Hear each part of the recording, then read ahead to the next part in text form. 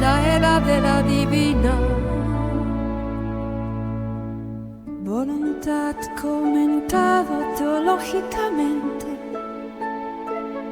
por el padre Yosef sobre los escritos de la sierva de Dios Luisa Picarreta y el estudio del don que nos permite vivir en la divina voluntad.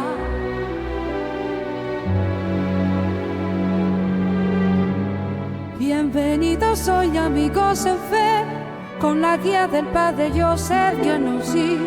Exploremos el don que transforma al vivir la sierva de Dios, Luisa Picarreta. Sus escritos nos llevan a la verdad eterna.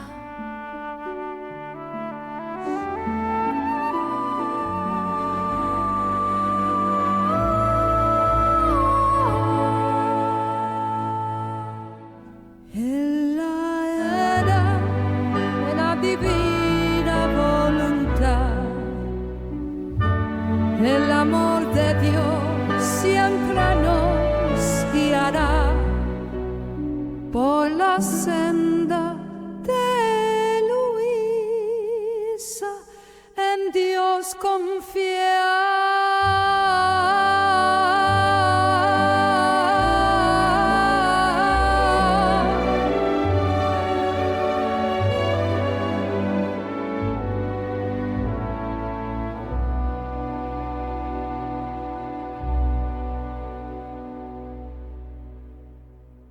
En el nombre del Padre, y del Hijo, y del Espíritu Santo. Amén.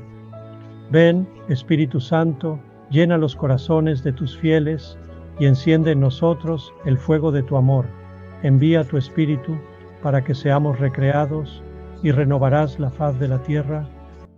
Espíritu Santo, esposo de la Santísima Virgen María, a quien honramos en este día, el día en que nació para gracia de todo el universo, como la obra maestra de Dios, la Inmaculada Concepción, la nueva Eva, en el nuevo orden de gracia, para acompañar en la obra de redención al nuevo Adán y disponer a todos nosotros el cuerpo místico de Cristo para la efusión del don del mismo Espíritu que tú desposaste. María desposó a través del fiat de la pequeña hija, que será así juntos. Te pedimos que tú, María, en este día tuyo, nos concedas dones singulares a nosotros que deseamos vivir en la voluntad de Dios con nuestra voluntad, intelecto y memoria, ofreciéndote, consagrándote nuestro latido, sangre vital y aliento, para que de este día en adelante la voluntad divina sea nuestra alma, corazón y deseo, y te lo prometemos este día, para vivir siempre por la voluntad divina en todas las cosas de aquí en adelante. Y hacemos esta oración a través de Cristo nuestro Señor, en el nombre del Padre, del Hijo y del Espíritu Santo. Amén. Digamos una pequeña oración en honor a Nuestra Señora. Ave María, llena eres de gracia, el Señor es contigo. Bendita eres entre las mujeres, y bendito es el fruto de tu vientre, Jesús. Santa María, Madre de Dios, ruega por nosotros pecadores, ahora y en la hora de nuestra muerte. Amén. Voy a tomar tu pequeña estatua de Nuestra Señora que tengo a mi lado. Y esta es una estatua del lugar donde recibí mi vocación en 1998. Estaba de pie frente a esta estatua cuando di mi fiat a Dios para embarcarme en el seminario, sin tener idea de qué se trataba todo esto. Pero di mi fiat a Dios, María, Reina, Señora de la Paz, Señora de Medjugorje. Mir, paz. Así que te amamos, María, dicen en italiano. Así que empecemos. Si tienes alguna pregunta sobre cualquier cosa relacionada con, ante todo, la voluntad divina, naturalmente. y su relación con la Iglesia, nuestra propia espiritualidad, las doctrinas contenidas en los escritos o incluso su autobiografía, su vida. Oh, una cosa que también quería compartir contigo hoy, y digo que también es un día conveniente.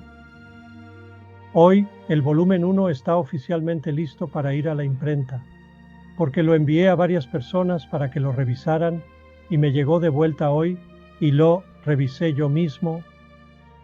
¿Sabes? Es difícil corregir tu propia escritura porque te vuelves ciego a las palabras. Si estás acostumbrado a tu propia gramática, así que pasas por alto palabras que cualquier otra persona notaría. Sin embargo, es un evento conveniente o fortuito que ocurrió el nacimiento de nuestra Santísima Virgen María. ¿Qué más sucedió el día de nuestra Santísima Virgen María? Luisa recibió el don de vivir en el mundo divino. Ella dijo que era la víspera, 7 de septiembre, de la fiesta de Nuestra Señora, de la pureza. Pero el día siguiente es el cumpleaños. Luisa recibió el regalo a lo largo de varios días. Comenzó en la víspera, cuando Jesús la desposó en el cielo. Y luego, unos días después, no da la fecha. Dice que unos días después de que la Trinidad transformara mi interior, por así decirlo, donde sentí que fui divinizado. Esa es la palabra que usa. Así que entre el 8 y el 14 de septiembre, que es el triunfo de la cruz, esta voluntad divina le fue dada como un regalo, antes de ser dada en préstamo, sigue siendo un regalo. Esto es algo que quiero aclarar, porque algunas personas tienden a hacer una distinción entre experimentar vivir en la voluntad divina antes de que sea en préstamo y después de haber entrado permanentemente en ella, pero ambos son regalos. No es que lo que está en préstamo no sea un regalo, es un regalo. ¿Qué significa estar en préstamo? Estás participando en esa única operación eterna de Dios, pero esa única operación eterna es un regalo. Ningún santo puede adquirirlo o lograrlo a través de la virtud. Así que todo es un regalo, ya sea que esté en préstamo o que se dé de forma permanente. Así que empecemos, Dr. Michael. ¿Sabe quién está preguntando? Primero, cualquier pregunta que haya. Padre, tenemos una pregunta de Brunella, quien acaba de visitar a Corrado en Roma, y ella dice que intentó ver la estatua de San Hannibal de Francia, en San Pedro, pero alguien le dijo que no es accesible al público. Siendo tú italiano, ¿podrías informarnos cuándo sería accesible al público? Sí, la razón por la que no es accesible es que está detrás de los guardias suizos. Así que si estás mirando la fachada del Vaticano a la derecha, tienes el lado derecho de la fachada donde está la chimenea, donde se selecciona un nuevo papa. El humo negro sale por el lado derecho. En el lado izquierdo tienes un reloj y campanas que suenan debajo, donde tienes a los guardias suizos custodiando la entrada para las personas que trabajan en las oficinas del Vaticano. Esa es la entrada. Justo detrás de la entrada está la estatua de San Hannibal de Francia a la derecha. Se permitía la entrada el día de su inauguración, que es la inauguración de su estatua, pero necesitarás permiso. ¿Por qué? Porque hay personas buenas y malas. A veces, las personas con malas intenciones entrarán para hacer lo que hagan. Recuerda cuando el Papa Juan Pablo II se pronunció públicamente en contra de los males de aquellos individuos que volaron el vehículo de Falcone y Borsellino. Había 2 oficiales de policía a punto de infiltrarse en el círculo interno de la mafia, a punto de desmantelarlo, y ambos fueron asesinados por una fuente interna. Entonces el Papa Juan Pablo II tomó el micrófono y dijo: Dios te juzgará. Así es como habló, ¿verdad? Y al día siguiente alguien entró en el Vaticano y voló por los aires San Juan de Letrán. Colocaron una bomba dentro de la entrada de San Juan de Letrán. Desde ese evento tienes que pasar por controles, para entrar a Basílica. Antes de este evento no tenías que hacerlo. Así que para entrar al Vaticano ahora tienes que ser básicamente evaluado solo para asegurarte de que eres legítimo, y no hay nada de malo en eso. Pero puedes encontrar fotos de él, puedes conseguirlo. Si alguna vez estás en Italia, puedes ir al lado derecho de la columnata de Bernini, que rodea a Plaza de San Pedro, Plaza de la Basílica de San Pedro. También tienes a los guardias suizos de ese lado. Tienes que subir las escaleras y verás a los guardias, y debes pedirles permiso para adquirir boletos para la audiencia general el miércoles. Y mientras estés allí puedes preguntar, ¿cómo puedo ver la estatua de San Hannibal de Francia? Bueno, esa es una forma. Otra forma es preguntar a un sacerdote o a alguien que trabaje en el Vaticano o que tenga acceso para verlo. Patricia, adelante. Padre, gracias por lo que compartiste en el programa de radio. ¿Puedes hablar más sobre las 33 nuevas gracias que encontraste de esto, de los escritos de Luisa? Sí, están intercalados a lo largo de la disertación. No hice un esfuerzo metodológico para identificarlos y enumerarlos uno por uno. Puedo hacerlo un día cuando tenga tiempo, pero hay muchas nuevas gracias. Y para darte solo algunas, sacaré la disertación. Jesús se refiere a lo que se llama una virtud unificadora. Esa es una nueva gracia. Esto se encuentra en varios volúmenes. Uno es el volumen 25, Día de Navidad, 1928. Permítanme citar esta nueva gracia, la virtud unificadora, que no ha sido experimentada por ningún santo antes, y por supuesto, la virtud generadora. Entraré en eso a continuación. De los escritos de Luisa del volumen 26, del 30 de julio de 1929, donde él le dice: ¿cuál es la diferencia entre aquellos que operan por las virtudes de una manera santa?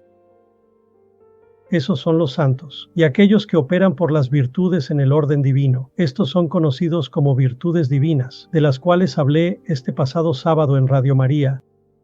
Así como las primeras, es decir, las virtudes cristianas o virtudes morales, practican las virtudes, sus virtudes permanecen separadas entre sí,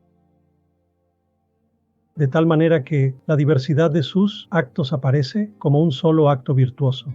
De paciencia, otro de obediencia, otro de caridad, y así sucesivamente, todos distintos y separados, son incapaces de fusionarse para formar un solo acto, que de otro modo se prestaría a la voluntad divina y abrazaría la eternidad y la infinitud. No pueden trascender el tiempo y el espacio, y ni siquiera pueden utilizarse en el presente. Sin embargo, al operar en mi voluntad divina, estas almas adquieren su luz, que tiene la virtud comunicativa y unificadora, lo que las hace capaces de realizar todas sus virtudes dentro de la fuente de esta luz, y de fusionar las virtudes para formar un solo acto con innumerables efectos, que abrazan al Creador, que es la eternidad, dentro de la infinitud de su luz. Nuestra fuerza unificadora, es decir, la fuerza unificadora de la Trinidad, posee la virtud comunicativa. Esa es otra gracia. Virtud unificadora, virtud comunicativa, de tal manera que todas las criaturas así lo deseen. Quienes lo deseen pueden participar de las bendiciones que estas almas ponen a disposición. Oh, si todos supieran el gran secreto de operar mi ley divina, competirían para no dejar escapar ningún acto que proceda de su luz más pura. Entonces mencioné dos. Hay otra llamada la virtud generadora. Todas son virtudes. De las virtudes, 7 son nuevas gracias, pero hay otras que no son virtudes. La virtud generadora se encontró en el volumen 31 de Luisa, el 14 de agosto de 1932. Y aquí Jesús le dice que nuestra adorable divinidad de la Trinidad tiende, por su propia naturaleza y de manera irresistible, a generar continuamente sin interrupción. El primer acto generador que hacemos es dentro de nosotros, en la operación interna de la Trinidad. El Padre me genera continuamente, el Hijo, y yo soy continuamente generado por Él. El Padre Celestial me genera y me ama. Yo soy generado y lo amo a Él, y de ambos el amor procede del Espíritu Santo. Todo lo que la eternidad abarca en un solo acto generador forma toda la unión de nuestro ser divino. Por lo tanto, este amor recíproco nuestro forma la tercera persona de nuestro Ser Supremo, de la santificación. El Espíritu Santo, inseparable de nosotros, y parece no estar contento con nuestro acto generador, sino que quiere generar fuera de nosotros, dentro de las almas. Esto es extra operatio. Así que el Padre y el Hijo generan esta virtud generadora y el Espíritu, a lo que se está aludiendo aquí. Está fuera de nosotros, dentro de las almas, y aquí está la tarea que encomendamos a nuestra voluntad, animada por nuestro amor, que es el Espíritu Santo, para descender en las almas y formar con su luz nuestra generación divina. Pero esto solo puede hacerlo en el alma que vive en nuestra voluntad, ya que fuera de ella no hay lugar donde pueda formar nuestra vida divina. Nuestra palabra no encontraría un oído que nos escuche, y desprovisto de nuestro conocimiento, el amor no encontraría la sustancia que necesita para generar. De ahí la razón del completo desorden de la Santísima Trinidad en la criatura humana. Solo nuestra voluntad es capaz de formar esta generación divina. La virtud unificadora que hace que todas las virtudes se fusionen, y la virtud comunicativa que permite que cada acto virtuoso del alma que vive en la voluntad divina impacte a todas las criaturas de todos los tiempos e incluso a Dios mismo. Esta virtud generadora permite la única operación eterna de Dios desde la fuente no creada de la luz misma, que es Dios, luz no creada. Una vez que el sol procede como luz de la luz, verdadero Dios de verdadero Dios, se nos comunica esta virtud generadora desde dentro del Padre y del Hijo, por el poder del Espíritu Santo, de manera que recibimos la virtud unificadora y comunicativa. Así que la virtud generadora es la primera que recibimos. Sin ella estamos en completo desorden. Todo está separado, todo es independiente, funcionando de manera independiente. Y eso es solo 3 de los 33. Tenemos una pregunta del chat que dice: ¿cuál es tu opinión sobre Nuestra Señora de Medjugorje, quien dijo que su verdadero cumpleaños era el 5 de agosto? La Iglesia lo celebra hoy. Bueno, mi opinión importa poco, así que lo que te diré es lo que dijeron los videntes de Medjugorje, porque ellos fueron los primeros testimonios de ese mensaje, y dijeron que cuando le preguntaron ¿cuál prefieres, celebrar tu cumpleaños en este día o el 5 de agosto? Ella dijo: prefiero ambos. Eso no significa que tengamos que elegir uno u otro. Nuestra Señora es bendecida 2 veces y se lo merece. Tiene 2 cumpleaños, gracias a la Iglesia. Lo mismo ocurre con el cumpleaños de nuestro Señor. Puede que no haya sucedido el 25 de diciembre, pero fue dentro de esa semana o algo así. Ana Catalina Emmerich, quien tuvo una visión de cuándo sucede, dijo que es, si no es Navidad, muy cerca. Supongamos que la Navidad es el 23 o el 27. Jesús es menos importante que si la Iglesia la celebra en un día diferente, y no es el mismo día, pero lo que importa es esto, el evento celebrado.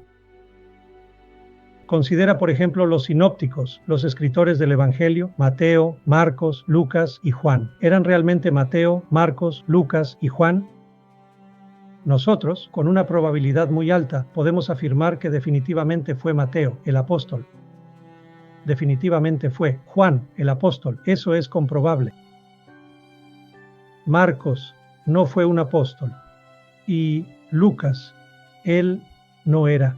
Él era un acompañante acompañó a San Pablo en el viaje, no un apóstol. Pero puedes probar que estos fueron escritos por quien sea que fuera Marcos.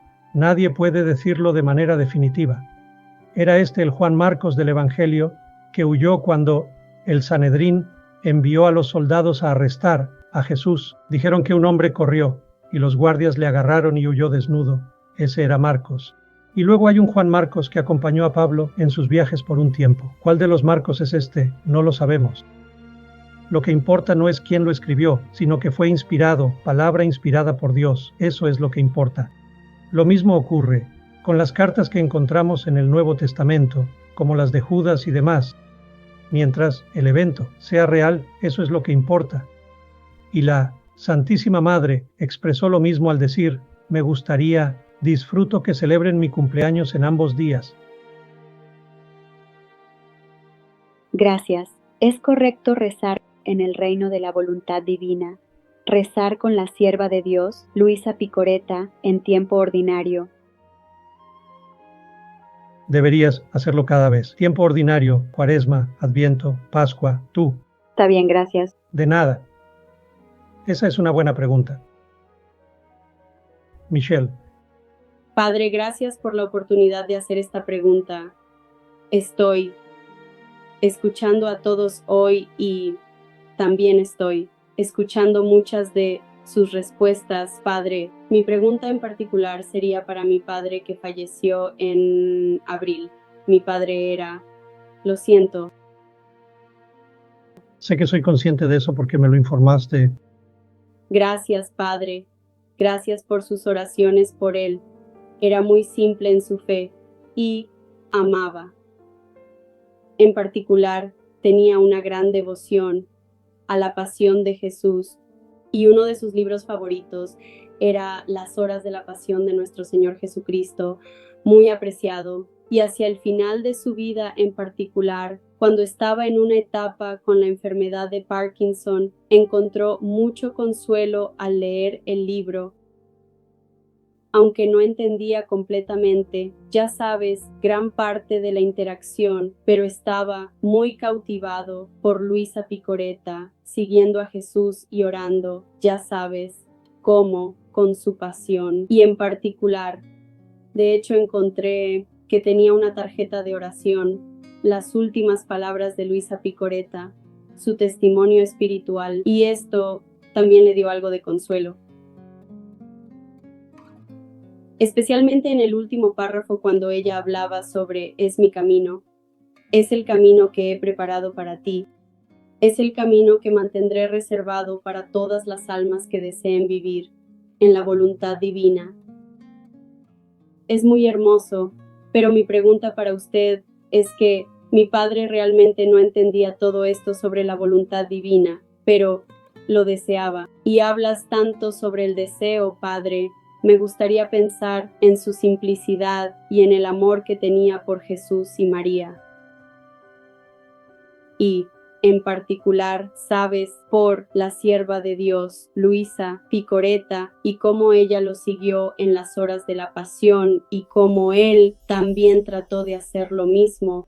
Me gustaría pensar que en el momento de su muerte, ella habría intercedido por él y que él se habría beneficiado de esto.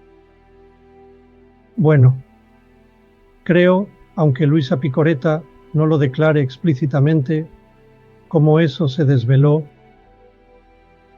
que cada alma que desea vivir en su voluntad, ella espera cuando mueren.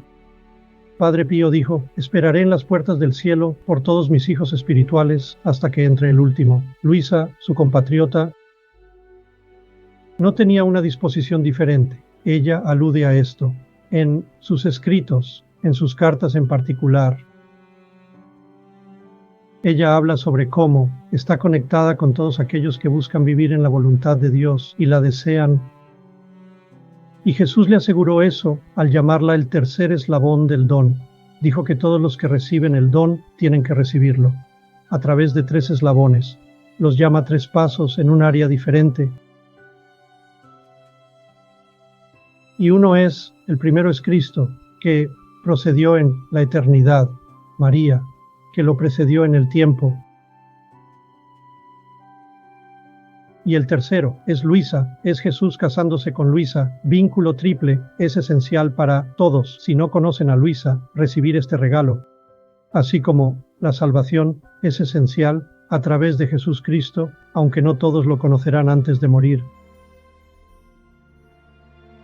Hola, Padre, opera la virtud divina en el alma de persona que vive imperfectamente, como si estuviera en préstamo. Y la otra parte de la pregunta es, cuando vives en la voluntad en préstamo, ¿es solo un acto deliberado y consciente lo que te aleja de la voluntad? Pecado deliberado. Pecado deliberado, pecado venial deliberado. Un pecado venial lo hará. Deliberado. Bueno, solo el pecado grave nos aleja de el influjo de la única operación eterna de Dios. Así que un alma que es imperfecta en las virtudes, que va y viene de las virtudes, de la conformidad, digamos, con la voluntad de Dios, pero que no está cometiendo un pecado grave, permanece en esa única operación eterna de Dios, en ese influjo que llega. Pero una vez que comete un pecado venial deliberado, están perdiendo esa única operación eterna dentro de ellos. No están abandonando la gracia de Dios. Hagamos una distinción entre dos cosas, la gracia de Dios y la única operación eterna de Dios. Única operación eterna de Dios no tolera pecaminosidad deliberada en una escala venial. La gracia los tolera. Puedes recibir la comunión después de haber cometido pecados veniales deliberados. Y es por eso que antes de hacerlo, la Iglesia tiene el acto penitencial, que se supone que elimina esos pecados veniales, para que recibas a Cristo dignamente, sin haberlos confesado. Cuando estás recibiendo la voluntad divina en préstamo, estás participando en todo eso, en todas esas gracias que Dios desea otorgarte. Pero Dios no los da todos de una vez, los da de manera progresiva. Así que supongamos que vives toda tu vida en préstamo. Nunca vives realmente en el mundo divino de forma permanente. Supongamos que pasas 60 años, mejorando, pero siempre estás entrando y saliendo. ¿Significa eso que solo recibes esas gracias la primera vez que las recibiste en préstamo? Por supuesto que no. Dios continúa derramando más y más gracias a medida que creces en grados, ya sea en préstamo o de manera permanente en la historia. Sí, si avanzas lo suficiente en el préstamo, puedes participar en las virtudes divinas. ¿Qué hacen las virtudes divinas? Ellos permiten que cada acción de tus pensamientos impacte todas las cosas de todos los tiempos en un amplio movimiento. Puedes hacer eso en préstamo, pero tienes que entregar tu voluntad a Dios firmemente y tienes que hacerlo con una intención recta. Sin estas dos, ni siquiera lo vas a recibir en préstamo.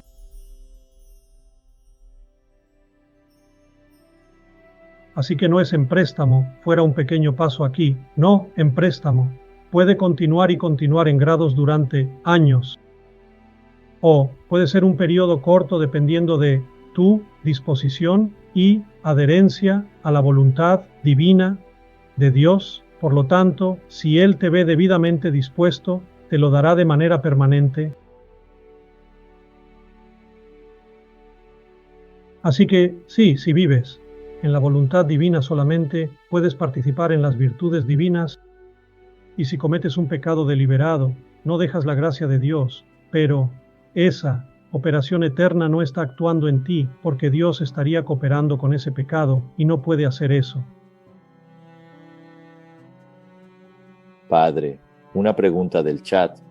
Si alguien recibe la Eucaristía con pecado mortal en su alma, Jesús no entra, se va de inmediato o sufre hasta que los accidentes se disuelven. Él sufre hasta que los accidentes desaparecen. Él entra en esa alma contaminada, en el fango, y sufre 10-15 minutos.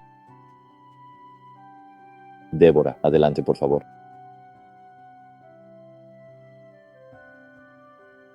Sí, gracias por atender mi pregunta. ¿Podemos decir que el don de vivir en la voluntad divina pone una marca en tu alma en el bautismo? Esa es una buena pregunta, y la palabra teológica que la Iglesia utiliza para esto, para el bautismo, es indeleble. Cuando eres bautizado, nadie, ni siquiera Dios, puede desbautizarte. Ahora Dios puede hacer cualquier cosa, pero ha ordenado nunca quitar sus dones. También es una enseñanza de los concilios. Una vez que Dios da un regalo, nunca lo quita. Puede retirar su favor. Eso no es un regalo. Su disposición hacia ti, pero sus dones permanecen, como el don que le dio a Judas Iscariote del episcopado y el sacerdocio. Nunca lo retiró. Así que el don de vivir en la voluntad divina imprime, como el bautismo, un carácter indeleble en el alma que nunca puede ser borrado. Esto es, teológicamente, lo que se encuentra en los escritos de Luisa. Los actos que realizamos en la divina voluntad de Dios, ya sea de forma temporal o permanente, ya sea que se otorguen en préstamo o de manera permanente, son indelebles.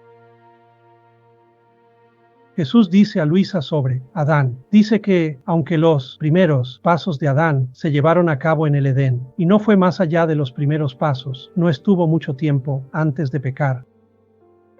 Él dijo que aunque realizó sus primeros pasos y luego pecó, sus actos permanecen por toda la eternidad en mí, y lo que son estos actos es que son inseparables de mí. Ahora la pregunta es, y no se aborda en las obras de Luisa, ¿puede un alma que ha realizado estos actos divinos perderse si son inseparables de Dios? En otras palabras, ¿puede un alma separarse de estos actos indelebles? No hay una respuesta clara en el texto de Luisa. Ahora, si doy una respuesta, es mi opinión, que no suelo dar. Nunca doy opiniones porque no quiero interponerme. En lo que Dios está enseñando, la pura palabra de Cristo y Luisa, y por eso me abstengo de llegar a conclusiones personales sobre cosas como esta, pero creo, y si digo que no, no quiero que pienses, actué divinamente. Bueno, eso significa que puedo vivir como quiera, seré salvado. Tenemos que entender realizar un acto divino en la voluntad divina. Debemos tener una comprensión de eso. Un acto divino en la voluntad divina. Hay diferentes tipos de actos en la voluntad divina. Tienes el acto imperfecto, tienes el acto perfecto y tienes el acto completo. Mi opinión teológica es que cuando realizas ese acto completo, incluso uno, recibes lo que Jesús le dice a Luisa que es el sello de la segura predestinación. Esa es la palabra que utiliza en el texto de Luisa, il sigillo della sicura predestinazione. Y creo que ese tipo de acto, sí, está conectado al alma y a Dios de manera indeleble. Padre, ¿puedes oírme? Creo que fue la semana pasada o la anterior, cuando Jesús estaba pasando por sus juicios. Esa noche, dijo que no respondió a ninguno de ellos, excepto, por supuesto, a Poncio Pilato. No le respondió a Herodes, eso es lo que dije. Herodes... Él respondió a Herodes. ¿Dijiste verdad? No le respondió a Herodes. No lo hizo. Pero él respondió al sumo sacerdote. Lo que dije, no mencioné a Pilato. Dije que nunca había dicho una palabra a Herodes. Pero cuando el sumo sacerdote Caifás lo puso bajo obediencia, dijo, te lo imploro, eres el Hijo de Dios. Tenía que responder, tenía que obedecer a los poderes del sacerdocio. Y dijo, yo soy. Entonces, por su obediencia a los poderes del sacerdocio en la comunidad judía, el estudio judío es la base para que las personas digan que en la iglesia, aunque no estés de acuerdo con la iglesia o tengas una objeción, si la iglesia dice que hagas X en obediencia, debes seguirlo. La pregunta es, ¿obedecerás ciegamente lo que la iglesia dice en todas las cosas? El Papa, el vicario de Cristo, es esencial para toda autoridad eclesiástica. Una vez que los obispos o los sacerdotes pierden la unión, se separan del vicario, no tienen ninguna autoridad eclesial. Eso significa que el Papa es realmente el eje que nos conecta con Cristo, el vicario, y está fundamentado en el Evangelio de Mateo. Está bien. Ahora Jesús alude a esto también cuando habla de la semilla de Moisés, diciendo que los escribas y fariseos son por la semilla de Moisés. Obedéceles en lo que te digan, pero no sigas su ejemplo porque no practican lo que predican. Pero los hizo obedecer como a Luisa, al confesor y a todo en el volumen 1 y el resto de su vida. Ahora, la Iglesia, como enseña el Vaticano, el primer concilio vaticano, ejerce autoridad a través de esta unión con el Papa en solo 4 campos, solo 4. Estos son identificados por el primer concilio vaticano y por el segundo concilio vaticano. ¿Cuáles son estos 4 campos de competencia sobre los cuales la Iglesia ejerce autoridad? Número 1, la fe. Número 2, moral. Número 3, gobernanza de la Iglesia. Y número 4, disciplina de la Iglesia. Si la Iglesia enseña algo sobre el clima, deportes, calentamiento global, inmigración, política, no está cubierto bajo estas enseñanzas. Son opiniones personales. ¿Eso significa que estás desobedeciendo? No, simplemente porque no estés de acuerdo con una opinión de esto o eso. No significa que estés desobedeciendo a la Iglesia. Estás desobedeciendo cuando dejas de seguir estas 4 que la Iglesia enseña. Fe, moral, disciplina eclesiástica, gobierno de la Iglesia. Si quieres averiguar dónde está esto, está en el sitio web, descarga gratuita. ¿Puede el Papa convertirse en hereje? Y realicé un estudio de los papas de los últimos 2000 años, y no hubo ni un papa que fuera hereje, ni uno. Ha habido personas que han acusado falsamente a este papa de herejía, pero yo analizo cada caso, los estudio y demuestro con los documentos que nunca fueron herejes. Te daré un ejemplo. El Papa de San Francisco Urbano, en la época de Francisco de Asís, hizo una declaración que algunos de la época de Francisco dijeron, niegan la visión beatífica. Él no lo hizo. Ahora, ¿por qué fueron estos? No eran teólogos, eran sacerdotes, clérigos, que afirmaban herejía. Primero que nada, ¿qué es la herejía? Y lamento desviarme, pero concluiré con este pensamiento. La herejía es una enseñanza en contra de las escrituras sagradas y la tradición, y como lo expresa la Iglesia, los 3, eso es herejía. Si la Iglesia no ha expresado esto como una enseñanza de Dios o de la Iglesia, o de las escrituras, o de la tradición, no es una herejía. Te daré un ejemplo. La Inmaculada Concepción. No está en las Escrituras, pero está en la tradición. No fue enseñada por la Iglesia hasta finales del siglo XIX, cuando fue declarada por el Papa Pío IX como un dogma. Hasta esa proclamación, si alguien la negaba, no estaba en herejía, porque la Iglesia no la había declarado oficialmente. Una vez que la Iglesia la declaró oficialmente, se consideró cismática y herética. ¿Ahora por qué? Porque la Iglesia se toma su tiempo para discernir cuál es la enseñanza que proviene de Dios y cuál proviene de las personas. Recuerda, las iglesias que han infundido conocimiento toman tiempo. Ahora, si alguien negara la Inmaculada Concepción de manera rotunda, por desprecio hacia María, entonces podría ser una herejía. Pero si, en ignorancia, simplemente no dicen, oh, no creo que Dios mantendría a una persona alejada del pecado, mientras que todos los demás están, sin ningún desprecio hacia la Iglesia, eso no es herejía. Así que ves, lo que hace que la cosa sea herética es una vez que la Iglesia sanciona esa enseñanza como divina y eclesial. Y tenemos que adherirnos a eso. Hay 4 tipos de adhesión de fe.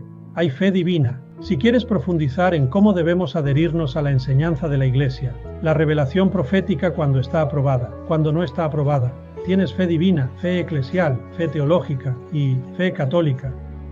Muchas personas ni siquiera conocen estas distinciones, pero varios teólogos enseñan cómo adherirse a ciertas enseñanzas de la Iglesia o cosas aprobadas por la Iglesia, a saber, los mensajes de Fátima, y cómo deben hacerlo. Pero eso responde a tu pregunta. Gracias. Vamos a concluir aquí. Les pido a todos que desactiven el silencio y me digan buenas noches y buen día a ustedes. Gracias, Padre. Thank you, Father. Thank you all. Thank you, Father. Thank you. More like afternoon here, Father. Father. Father, God bless you. Thank you so much, Father. Thank you. Grazie, Padre. Bye, Father. May God bless you. Keep you always Good in night, the God name bless. of the Father, and Thank of you, the Son, Father. and of Thank the you. Holy Spirit.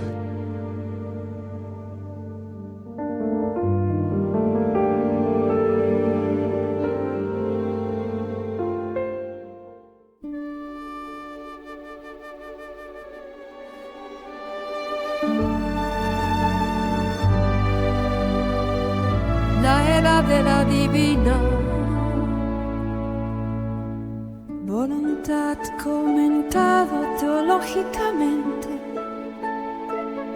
por el padre Yosef sobre los escritos de la sierva de Dios Luisa Picarreta y el estudio del don que nos permite vivir en la divina voluntad.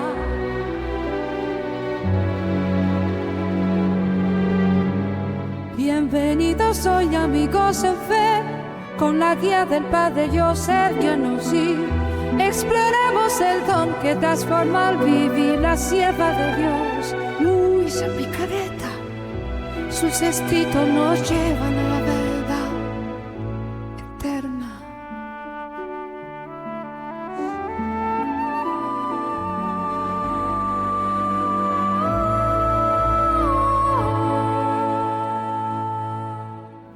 En la era de la divina voluntad,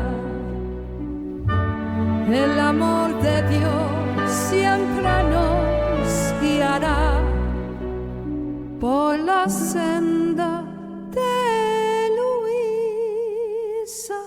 En Dios confía.